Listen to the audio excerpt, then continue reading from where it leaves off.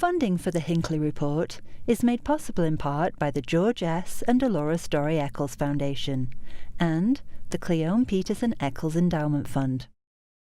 Tonight on the Hinckley Report.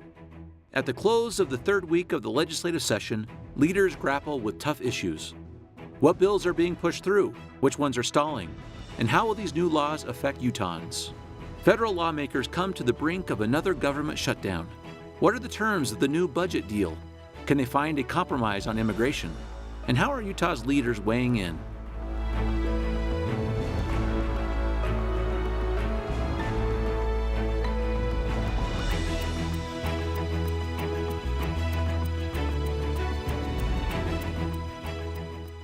Good evening, and welcome to the Hinckley Report. I'm Jason Perry, director of the Hinckley Institute of Politics. Covering the week, we have Jennifer Napier-Pierce, editor of the Salt Lake Tribune, Representative Steve Elison, Republican member of the Utah State House of Representatives, and Max Roth, anchor with Fox 13. So glad to have you all here with us today. Let's start with something that happened nationally that really occurred while we were sleeping. All right, Max, let's start with you. The federal government shut down again. You know what? I think there's a philosophical question here. If the federal government shuts down in the forest and no one is there to hear it, does it actually shut down? I mean, if it shuts down from midnight until 4 a.m., it's a very strange thing. And a strange week because early in the week, we had the president say, you know what? We need a shutdown. If I don't get funding for the wall, then let's shut it down. And then here is this compromise that includes nothing about immigration, and so clearly that's out the window. That that the funding for the wall wasn't a red line, but also on the other side, immigration was not a red line in the end. And you had Nancy Pelosi making that dramatic 8-hour speech, but in the end, she didn't have her whole Democratic caucus with her. So where are we with this? Because that's the question, Representative. Let's talk about that for just a moment. All right, Representative Pelosi, as you mentioned, an 8-hour impassioned speech on the floor, talking about immigration reform in particular. What happened in the negotiations on this? The Democrats give up on it? The Republicans win? Or is this just kind of a stalemate? You know, maybe if we shut down every night, we could actually balance the budget. I think that oftentimes if both sides are unhappy, they both succeeded to some degree. And I think that issue is probably just way too contentious. But it seems that the thing that everybody can agree on is increasing the deficit. So I think we'll have another $2 trillion added to the deficit as a result of this legislation. So not everyone, right? So Jennifer, Rand Paul is the one, really the sole person that caused this to go past that midnight and to cause it to close down. What was his big issue, and do his colleagues agree? Well, you know, he's a conservative. He says he's a conservative, and conservatives do not like debt. They don't want that deficit to go sky high. And so, you know, he's putting up a moral argument. Like you said, it wasn't going to sway his fellow Republicans. It was a valiant effort, I suppose. But in the end, really, this defers the budget for a month. So we're talking March 23rd, right? Do we have to amend that, though? Conservatives don't like debt unless they're in power. Okay. Let me show a graphic. Let me show you a graphic that kind of gets to this point. I want to see where the lines are. This is from Rand Paul. He said, when the Democrats are in power, Republicans appear to be the conservative party. But when Republicans are in power, it seems there is no conservative party. So what do you make of that? So if you look at the health care debate, Republicans claimed on the ACA it was going to bust the deficit. Well, when we talked about federal tax reform here a few months ago, the other side said, now we're fiscal conservatives, and the reason we shouldn't vote against it is because it's going to blow up the deficit. So I think it's really just a litmus test of what you care about the deficit is if you really agree with the underlying issue. But Max, they just had a vote on tax reform, right? Yeah. Which increased the deficit. Oh, yeah. He There's voted for that. absolutely no question it increased the deficit. What $1.5 trillion over 10 years? Yeah, he voted for that. And I can't make sense of it, really. I mean, it really is about who's in power and which priorities are being accentuated at the time as to whether you're willing to go into debt. It's just like, you know, if I want to buy a truck, then that debt is great. But if my wife wants to buy, I don't know what, then maybe we should think about that. You know, and it's that with the gigantic budget at the federal level as well. And I kept hearing the C word, compromise. Oh, so no. was this compromise? I don't know, because again, Republicans traditionally would not act this way. They would be more impassioned like Senator Rand Paul. So is this a glimpse of some division in the Republicans and the Democrats?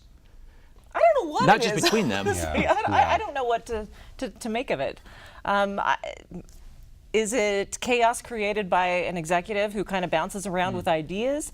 Is it a shifting of values? I don't know. Well, let me throw out an interesting idea. I'm wondering, because some of these issues are going to linger through the midterm election. Is there any kind of idea that maybe the issues they were fighting about are the ones that are going to start staking a claim on for the midterm? Representative, what do you think? Well, it's interesting. If you look at the term of the agreement they just agreed to, it expires during the next presidential election. So whether that's a coincidence or a plan to have something to talk about, we shall see.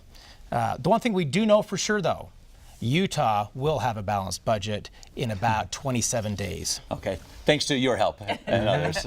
And legally you have to. Right. I mean, you don't have a choice. It is part of the Constitution. That is also the law. Of note, Max, if you can comment on this, we had two of our members of our delegation that voted against this bill, Mike Lee and Representative Curtis. Yeah. What do you make of those two votes? Well, Mike Lee, we knew that. Mike Lee is always going to vote against either raising the debt ceiling or getting rid of spending caps. And he's not afraid to shut down the government. No, right? no, Clearly. he's there, and he issued a statement in support of Rand Paul. But John Curtis, that is an interesting one because going into this interim election that we just had, I think the perception was, hey, this guy was a Democrat at one point in his life. He was a mayor, so you think there's some level of pragmatism involved in being a guy pulling the levers of a city government. But all of a sudden, maybe he's not the moderate within Utah's delegation back in Washington. Very interesting point. Yeah, I do think that there was a sense that he was not party line. And now you wonder a little bit. You just wonder a little bit. And which side of that party line, too, even within that party. Right. So one last thing on this. President Trump tweeted this morning, which I know you all follow those so closely, but indicating that the discussion about DACA is coming back. Where do you see this going, Jennifer? I don't know. This has gone back and forth, and he says he's going to sign a compromise, and then he doesn't. And he's got this real this tussle, I think. Maybe it's just within himself. I'm not sure, but I don't know. I mean, yesterday, I believe it's yesterday, the lines are blurring, Speaker Ryan said that immigration is absolutely going to happen. This is not going to be an issue that sits on the shelf. And so when you have leadership stepping forward, you hope it's genuine. They need to address this issue. I mean, it's such a popular issue. People care about it deeply. They see it as unjust and needs to be solved. And the longer that it goes on in this stalemate, I think it erodes trust in the institution, which is already pretty low. Yeah, that's true.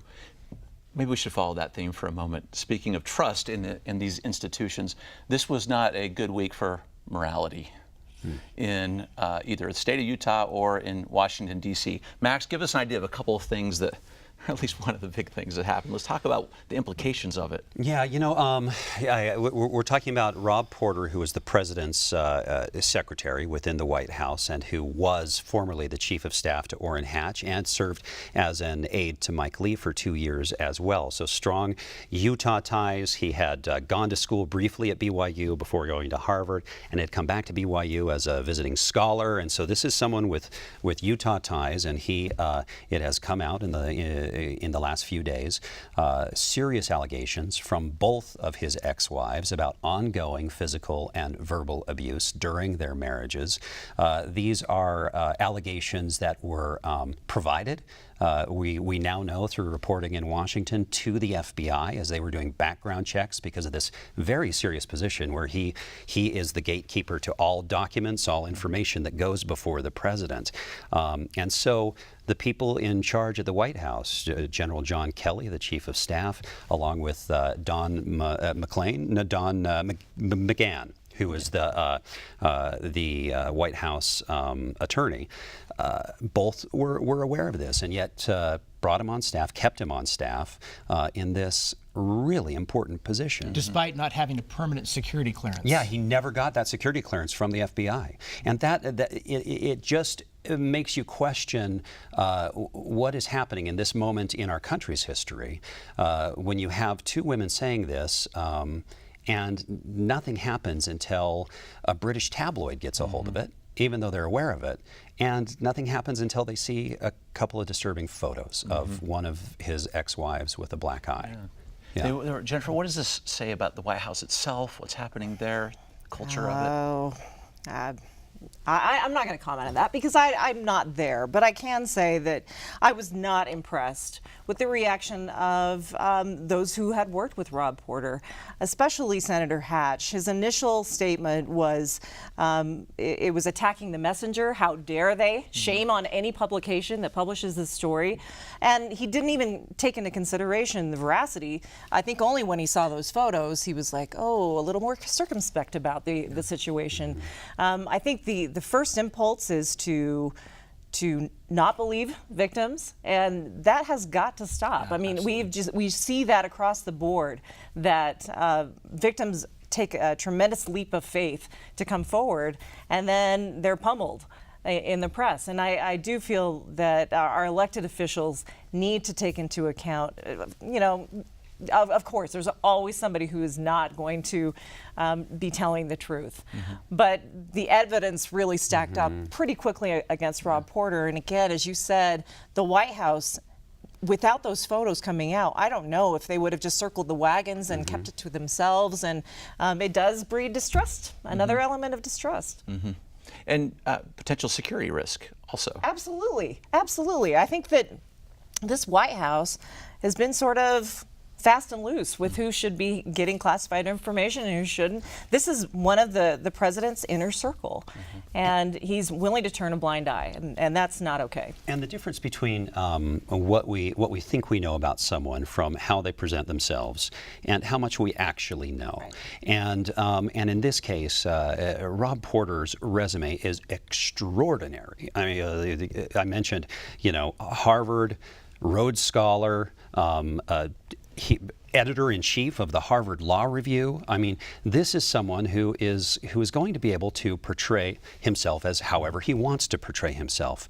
But talent and presentation are not the same thing as virtue. And it seems like those things really got mixed up here. And I think we probably make that mistake a whole lot more than we know. And it's pretty complicated by the fact that he's dating the White House Director of Communications, Hope Hicks, and she was sort of orchestrating how the White House should respond to this. Obviously, not a smart move. Okay. There are implications even in our own legislature. Well, we won't have you talk about this one yet in a second, but we even had one of our members of our legislature this week have an incident where he's resigned because of some of these responsibilities. Do you have a comment on that, Representative? Yeah, it's of course a very sad situation. Our hearts go out to the representative and to his family. I think it does raise a very interesting question for everybody to ask themselves: is if every private text and everything done, behind closed doors was published in a major London tabloid, would you live your private life any differently? So it's really, somebody once said, if you're pointing a finger at somebody, there's three pointing back at you. So I hope it's a time for introspection for politicians, because we certainly set ourselves up to a higher standard. If we're making the laws, we definitely need to abide by them. But I think that it's a good time for everybody to say, am I living my life in such a way that if it was, on the front page, would I do it differently? I think the distinction here, though, it's not just a public official. He was using public taxpayer dollars to finance the hotel room where he was having these liaisons. I think that is not acceptable and does it does require a higher level of scrutiny. Not okay. And this is someone who's voted for harsher penalties for prostitution, for solicitation, and someone who, in his campaign material on the web, describes himself as a family values, as a traditional family conservative, and that's you paint your own boundaries there. That's and it is illegal. It is illegal. Okay, I want to turn to the legislative session because I want to talk about a bill that impacts the two of you on the ends the most. Non-competes are back, but not non-competes for just anyone. Non-competes for the media. Which is interesting. What is this all about? Maybe two of us on different sides of this one. We have a Yes. manager. I'm so curious. So tell us what it is first, and then how it impacts you. Well, the non-compete is basically you set terms for your employees. So you will say, after you leave, you can't be employed by a competitor. We don't use them at the Salt Lake Tribune, but I know it's a big deal in broadcast, and maybe you can shed some light on that. It is. Just to say, and boss, if you're watching, when we sign our contracts in broadcasting, we sign a non-compete, which is for a certain amount of time, and so the term is typically a year, and within that period of time, you cannot go to work for any other broadcast or media entity within the same market, and so that's it's an unusual thing to live under for people who are living in their in a place that they love, and it also takes away any bargaining power. So it's when you talk about employee-employer relations, labor and management relations, it says, labor, you don't have, if you say no to this, you got nowhere to go. Hope you have a backup career in mind. Right. Yeah.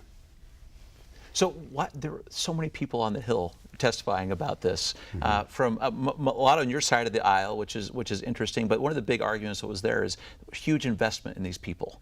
All right, after 20 years of a career in this, we can't just let them go across the street necessarily. We have to have these. What's the other side of this one? Well, I can't figure out why it's isolated to media on this particular bill. I'm not sure either. I really don't know the ins and outs. You of weren't that. asking for this help? No. I mean, no.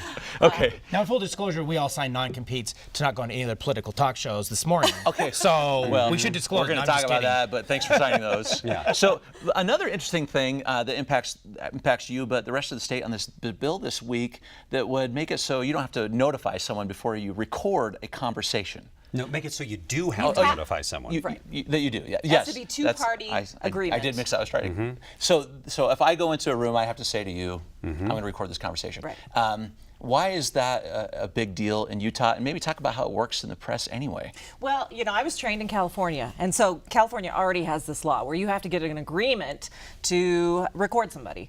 It's pretty standard practice. I think what our current system gives journalists is the opportunity to do a sting operation or to find somebody. The current law could endanger whistleblowers. So think about the John Swallow conversation and the Krispy Kreme. I mean, we wouldn't really know how that happened. He certainly was not going to agree to be recorded in that connection with Jeremy Johnson. So I think that there is that disconnect. The business community has been pushing for it. The LDS Church has been pushing for it under this argument of privacy. But I think for the press, we think that it could really stifle investigative reporting. And what if I'm at a public meeting and I've just got my recorder out, but I overhear somebody that I happen not to be. And there's the tape of it, and do I use it? Can I use it? Will I be prosecuted? And for broadcast, we actually do have to inform somebody before we broadcast their voices if we're the ones who are making the recording. The biggest impact on this is for us has more to do in broadcast journalism with just the fact that we might make a recording so that we quote somebody correctly because we can't play the quotation because we can't play the quotation without their permission. So also, or without them knowing that we're recording. So you can go in hot with a camera and say, Jason, I heard you stole $500, and you see the camera, you know there's a recording device there. We can do that. But if I have a secret recording device and I go and say that, then I have to inform you that I'm recording it if I'm going to play that on TV. So what this does, I think it really hurts the public more than it hurts the media, because say you are in a situation like all these sexual harassment things we're talking about. If you get someone on tape doing something, and then you go into court and you find out, you know what, I have him on tape shouting at me and hitting me, but I'm the criminal because I recorded him without asking first. And it's inadmissible. So, Representative, talk about what happened on the Hill in this, because it came out with lots of people supporting it, but the ramifications were so big they kind of decided to stall on this and wait for a while. Explain what happened there. I think it's a great example of the process. You roll something out and the public is shocked, and different interest groups start staking their ground. And Representative Snowe, who's running the bill, is now making some changes and amendments. And hopefully by the time, as they say, the sausage making factory is done, we'll have something that maybe everybody can live with. And that's oftentimes not everybody's happy, and it's a compromise. We actually compromise in Utah. It's kind of a foreign word sometimes back in D.C. But there's still a lot of session left and a lot of runway on this particular bill to see if it even makes it across the finish line. But Senator Weiler, who was the Senate sponsor, basically said he'd never seen such a groundswell of opposition to a bill. So he was kind of, wait, stop. I think he was and caught he was off actually guard. recording some of those conversations privately. He didn't mention that. We don't know who he told or didn't tell. Let's talk about something you've been working on, Representative, the Suicide Prevention Task Force. This is something you championed and have been kind of the leader in our legislature about that. Tell us what's happening right there, and then let's talk about what the legislature and the state can do. Yeah, thank you. So Governor Herbert has created a youth suicide prevention task force. He's asked myself and Lieutenant Governor Spencer Cox to chair this task force. They didn't give us very long. We just started a few days before the session, and the governor wants to report on February 15th. So we don't have many meetings, but it's a great group. We have people ranging from Gail Miller to Troy Williams from Equality Utah, Elder Ronald Rasband from the LDS Church, and a lot of professionals, doctors, and so forth. And we've had some very productive meetings. I think February 20th is when we'll be having a press conference to announce this. And we've had a number of mental health bills that have already gone through. One that I sponsored, it was nicknamed Hannah's Bill, regarding crisis lines in the state, passed the House unanimously. It's passed the Senate committee, now it's on to the full Senate.